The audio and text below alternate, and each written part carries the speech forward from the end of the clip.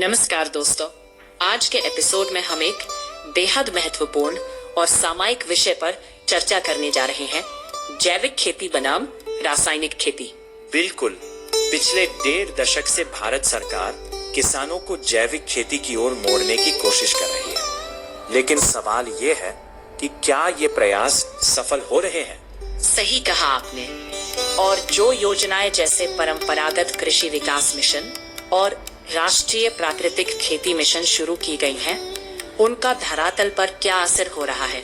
इसके साथ ही एक बड़ा सवाल ये है कि अगर रासायनिक उर्वरक और पेस्टिसाइड्स फायदेमंद नहीं हैं, तो फिर उन्हें बंद क्यों नहीं किया जा रहा? और क्या कारण है कि हम इतने वर्षों से इन रसायनों का उपयोग कर रहे हैं? क्या ये सिर्फ बहुराष्ट्रीय कंपनियों का खेल है? बिल्कुल। आर्थिक हितों के चलते हमारी धरती और किसानों का स्वास्थ्य दांव पर है।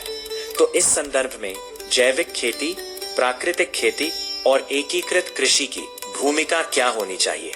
एक दिलचस्प पहलू ये भी है कि महाकौशल के ताराचंद बेलजी किसानों के बीच जाकर पंच महाभूत कृषि को लेकर जागरूकता फैला रहे हैं।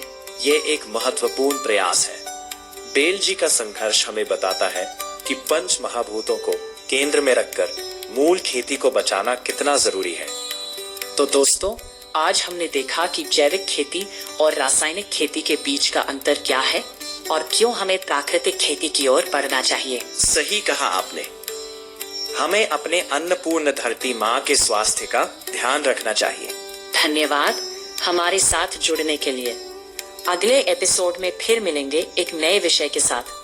तब तक के लिए खुश रहें और स्वस्थ रहें। तो साथियों, आपने आज जाना कि सरकारी प्रयासों के बीच हमें जैविक खेती को लेकर क्यों सामुदायिक आंदोलन इसको लेकर खड़ा किया जाना चाहिए एवं ताराचंद बेलजी जैसे प्रकृति सेवकों के साथ क्यों जुड़ना चाहिए। तो आओ प्रकृति सम्मत विकास और धरती एवं मानव सभ्यता को बचाने जैविक खेती करें।